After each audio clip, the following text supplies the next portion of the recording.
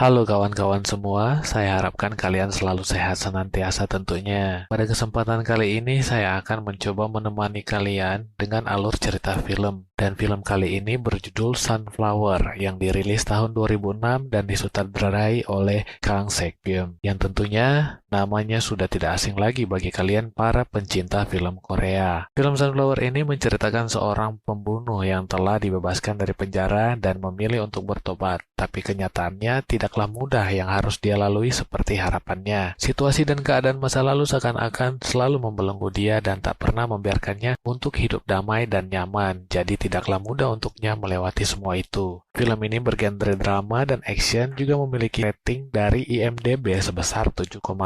Sebelum masuk ke alur ceritanya, bantu channel kami dengan cara like dan subscribe. Dan admin doakan semoga kawan-kawan diberikan kelancaran rezekinya. Amin. Langsung saja kita lanjut ke alur cerita dari film ini. Cerita diawali oleh seorang pria bernama Tae-sik, pemeran utama di dalam film ini, dan dia berada di dalam kereta untuk tujuan kembali ke kotanya setelah 10 tahun terbebas dari penjara. Sekilas dari penampilannya seperti lelaki yang lugu. Dia selalu membawa sebuah buku catatan kecil lalu menuliskan apa saja yang sudah dia lakukan, seperti sehabis cemilan kacang lalu dia mencoretnya. Sampailah Tae-sik di kotanya. Inilah film Sunflower.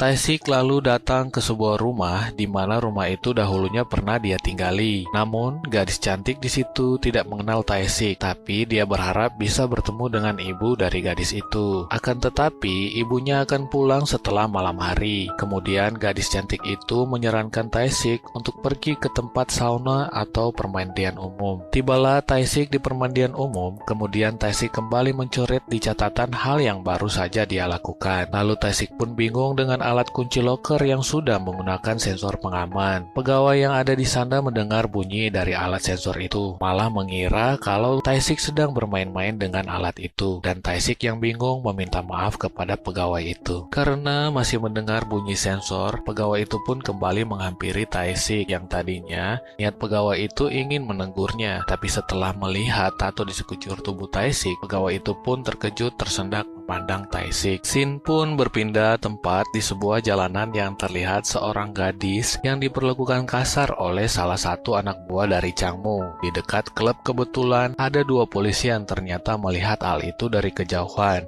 tetapi mereka malah hanya mengacuhkannya dan mereka pun lebih mementingkan jam makan mereka. Dan di dalam tempat hiburan tersebut terlihat Changmu sedang memarahi anak buahnya, bahkan salah satunya digigit bagian kepalanya. Lalu terdengar ada suara yang memanggil Changmu dari sisi belakang. Dan ternyata itu adalah Tae-sik. Terlihat dari tingkah Changmu masih menghormati Tae-sik yang mantan teman gangster itu. Scene pun berpindah dari suatu tempat terlihat Tae-sik bertemu dengan salah satu bos gangster yang ternyata dahulu adalah temannya dan mengantarnya keluar, lalu berpesan kepada Tae-sik jika dia memerlukan sesuatu hubungi saja mereka. Akan tetapi dia malah menyuruh anak buahnya untuk mengawasi Tae-sik. Saat malam hari, Tae-sik datangi rumah yang dahulu dia tinggali, lalu bertemu dengan ibu dari gadis cantik itu. Ibu ini ternyata adalah ibu angkat Tae-sik dan sudah menganggap Tae-sik seperti anaknya sendiri. Dan disinilah Tae-sik meminta maaf atas kesalahannya di masa yang lalu. Ibu angkatnya pun memaafkannya dan menerima Tae-sik sebagai anaknya. Ibu dan gadis cantik itu pun menghidangkan makan malam Tae-sik untuk tinggal di rumah mereka. Tae-sik yang terlihat seperti lelaki lugu tentu saja diusilin oleh gadis cantik itu. Sebelum tidur, Tae-sik berjanji bahwa dia tidak akan minum-minum, berkelahi, ataupun menangis lagi. Scene pun berpindah di sebuah pasar yang terlihat ramai, yang ternyata ada seorang kepala mafia jahat yang terpilih sebagai anggota dewan, yang hanya berkedok lalu berjanji akan merenovasi pasar itu dan mendatangkan pelanggan yang lebih banyak lagi. Pria tersebut bernama Cho Pan-soo. Lalu Tae-sik pun datang menemui seorang dokter,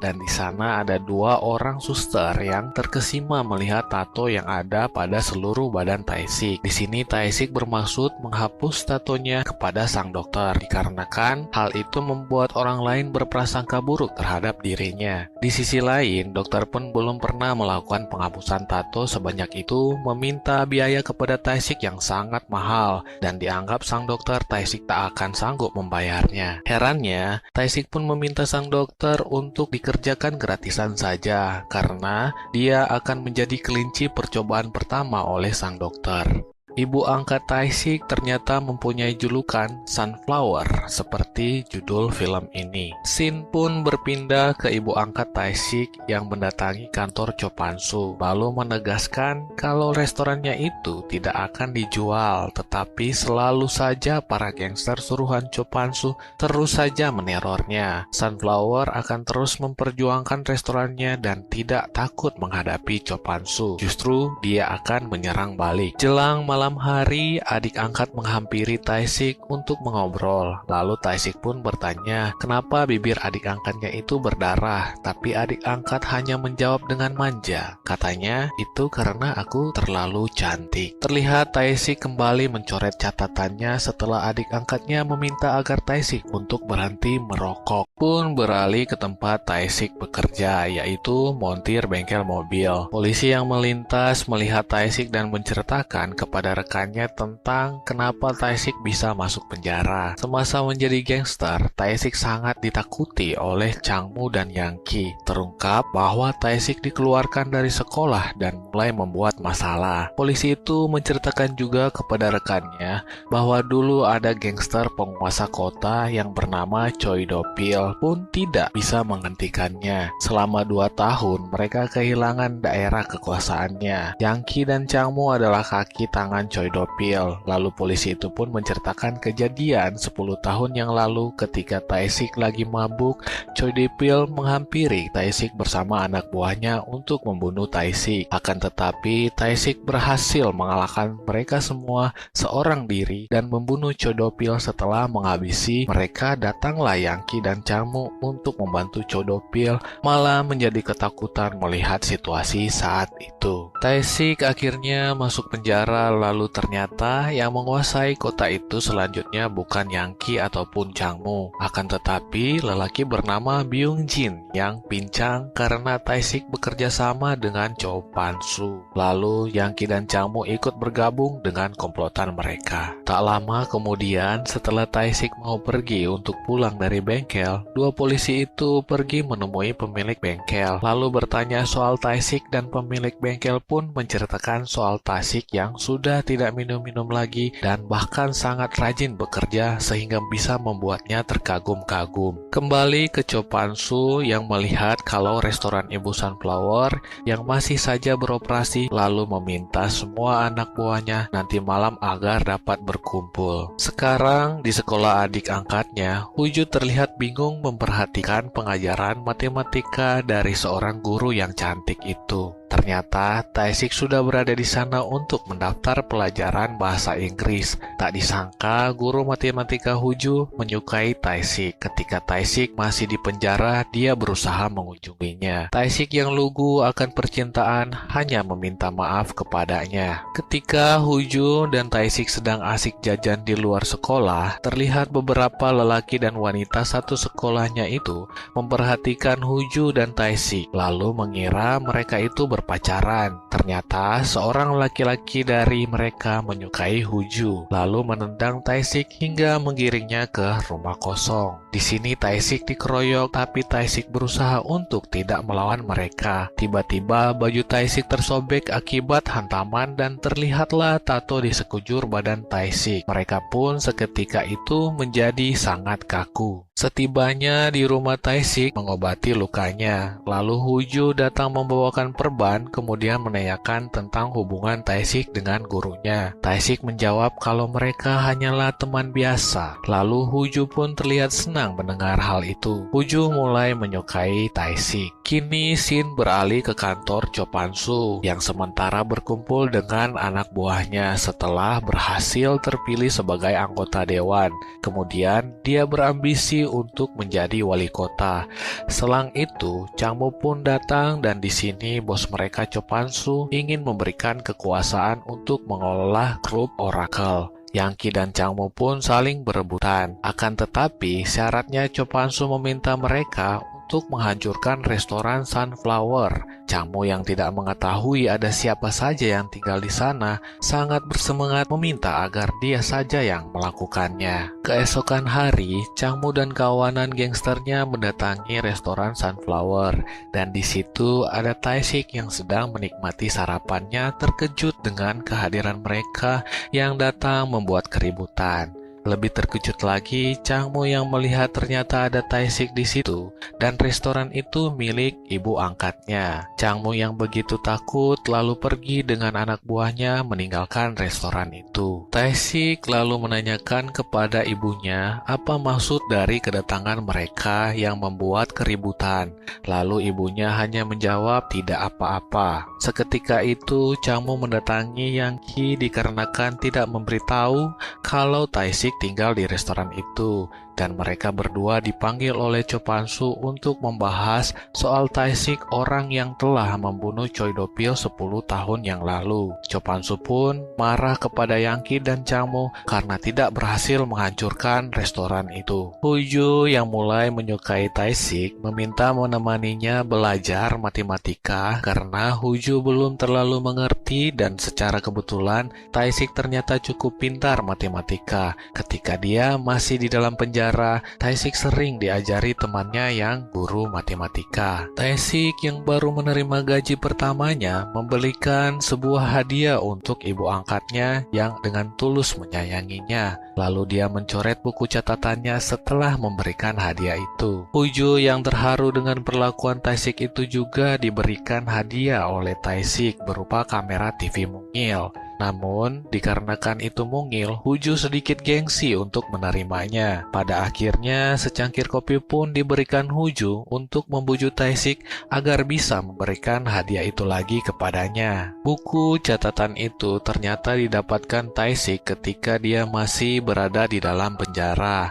Ibunya sangat berharap agar Tae-sik bisa berubah menjadi jauh yang lebih baik lagi. Hu-ju yang merampas catatannya membaca sebuah tulisan pergi piknik. Lalu mereka bertiga pergi bertamasya di samping sungai dan Tae-sik pun sangat senang dengan kebersamaan saat itu. Saat malam, Tae-sik dihampiri Byung-jin mewakili Cho Pan-soo. Dia menceritakan tentang bosnya Cho Pan-soo akan mendirikan mall di area ini, tetapi terhalangi restoran ibu angkatnya Sunflower yang tidak mau dijual. Byung-jin menyarankan agar Tae-sik membawa ibu angkatnya keluar dari kota ini sebelum mendapatkan masalah besar dikarenakan bosnya Cho Pan-soo itu adalah bajingan. Tidak disangka ternyata anak buah Chang-moo melihat mereka sedang bertemu lalu memberitahu Chang-moo. Yang Ki dan Chang-moo pun mengira kalau Tae-sik itu diberikan pekerjaan oleh bos mereka Cho Pan-soo untuk mengelola klub Oracle. Hu-ju pun menemani Tae-sik pergi ke sang dokter untuk menghapus tato di seluruh tubuhnya. Hu-ju yang cerewet di sana terdiam kena teguran sesaat sang dokter menegurnya. Tae-sik pun mencoret catatannya setelah dia dan Hu-ju mau pergi kuliah. Chang-moo bersama gangsternya kembali mendatangi restoran Ibu Sunflower. Lalu kali ini Chang-moo mengobrak-abrik restoran itu. Setibanya Hu-ju sedang memotret restoran mereka dari seberang jalan, menjadi kaget melihat restoran mereka yang sementara diobrak-abrik dan ibunya berteriak untuk memanggil polisi. Tak berlangsung lama, kamera Hu-ju pun mendarat di kepala Chang-moo. Lalu Hu-ju berlari untuk memanggil Tae-sik yang lagi bekerja di bengkel mobil. Lalu mereka membersihkan restoran itu dari puing-puing dan kamera yang digunakan Hu-ju telah rusak tapi memorinya masih berfungsi, kata Hu-ju. Di sini Tae-sik sudah mengetahui siapa dalang dari semuanya ini. Lanjut mencari Chang-moo untuk menunjukkan keberadaan bos mereka Cho Pan-soo. Taesik pun bertemu dengan Cho Pansu dan memintanya berdamai supaya tidak lagi mengganggu restoran ibunya, karena Taesik sudah berjanji untuk tidak berkelahi lagi.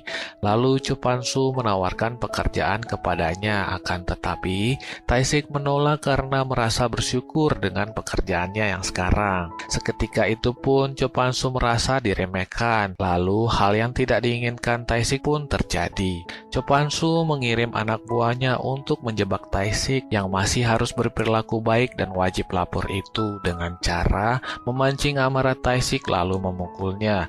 Sang pemilik bengkel pun ikut mereka pukuli. Polisi yang telah bekerja sama dengan mereka hanya memperhatikan dari kejauhan menunggu kesalahan Taesik supaya mereka bisa bertindak lalu menangkap Taesik. Tetapi Taesik berhasil menahan pukulan demi pukulan dan emosinya. Lalu di saat inilah ibu angkat Taesik menceritakan semua kebenarannya. Tak disangka lelaki yang menyukai Huju ternyata sedang menguping pembicaraan mereka. Dia menghampiri mereka sambil menceritakan fakta. Taesiklah yang telah membunuh anaknya dan anak tersebut adalah Choi Do-pil, anak dari ibu angkatnya sendiri. Huju yang baru saja sampai untuk membawa makanan malah terkejut setelah mendengar hal itu. Ibu Sunflower menerima Taesik sebagai anak angkatnya karena penyesalan Taesik yang amat sangat mendalam. Tangisan yang belum pernah dia lihat sebelumnya yang membuat dia selalu terngiang-ngiang lalu mengunjungi Taesik berulang kali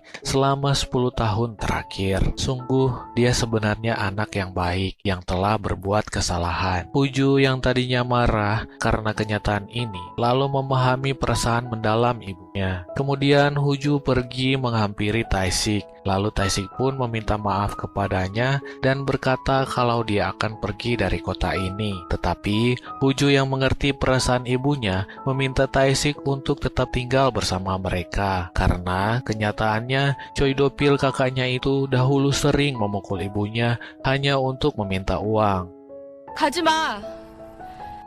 Lalu, Ibu Sunflower pergi menemui Cho Pansu. Kemudian dia mengancam kalau Cho Pansu menjabat sebagai anggota dewan dan masih mau mengganggunya, maka dia akan menyebarkan isi diary dari anaknya yang sudah meninggal. Di dalam diary itu, faktanya bahwa Cho Pansu lah yang menyuruh Choi Do-pil untuk membunuh Taesik 10 tahun silam. Kemudian, Byung Jin pun menghubungi Taesik, lalu menceritakan kejadian yang sebenarnya 10 tahun yang lalu di mana Choi Do-pil disuruh bos mereka Cho Pansu untuk membunuh Taesik dan memperingatkan tentang ancaman ibunya kalau Cho Pansu tidak akan tinggal diam saja. Sepulang sekolah, ketika Huju mau menyeberang jalan, tiba-tiba seseorang pemotor menghampiri lalu menghantam kepalanya dengan batu bata. Huju pun ditolong dan dilarikan ke rumah sakit akibat luka yang cukup serius di kepalanya. Lalu Ibu Sunflower pun memutuskan akan pergi dari kota ini demi keselamatan mereka semua. Taesik yang berniat baik lalu datang menemui perkumpulan gangster itu di klub Oracle. Kemudian bilang kepada mereka bahwa dalam beberapa hari dia akan meninggalkan kota ini.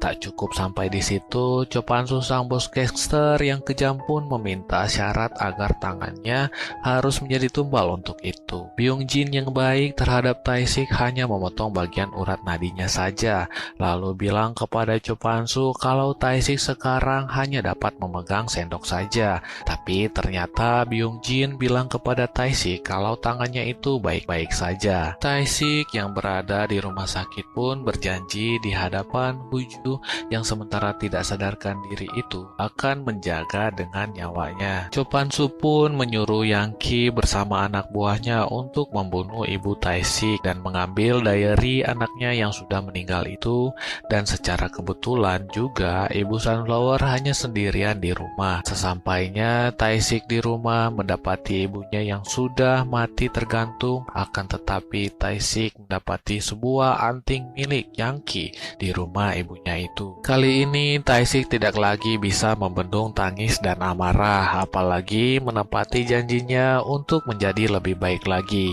karena hal ini sudah di luar batas kesabarannya selama ini. Sedih dan amarah pun bercampur menjadi satu. Hal ini membuat Tae-sik kembali menjadi pemabuk dan dia menangis lagi. Lalu para gangster yang sedang berkumpul untuk merayakan klub Oracle, mereka tiba-tiba mendengar suara seseorang yang menangis dan ternyata itu Tae-sik yang datang sendirian menghampiri tempat mereka berkumpul. Sekian lama Tae-sik berusaha menahan dirinya untuk tidak berkelahi lagi. Akan tetapi karena kematian ibunya lah dan hal itu dikarenakan mereka semua penyebabnya, justru memancing keadaan Tae-sik kembali untuk berubah, lalu dilemparkan cincin Yangki sebagai bukti atas pembunuhan ibunya. Tae-sik meminta Byung-jin untuk keluar dari tempat itu jika tidak ingin terbunuh. Byung-jin pun kemudian keluar dan berterima kasih kepada Tae-sik. Di sini Tae-sik bertanya, siapa yang telah melukai Huju? Dan ternyata si lelaki yang selama ini suka pada Huju. Disinilah Tae-sik mulai menghabisi mereka satu per satu. Perlahan-lahan tapi pasti Changmu dan Yangki pun tewas lebih dulu. Giliran Chopansu karena dia otak dari semua hal ini dipukuli kepalanya hingga tewas.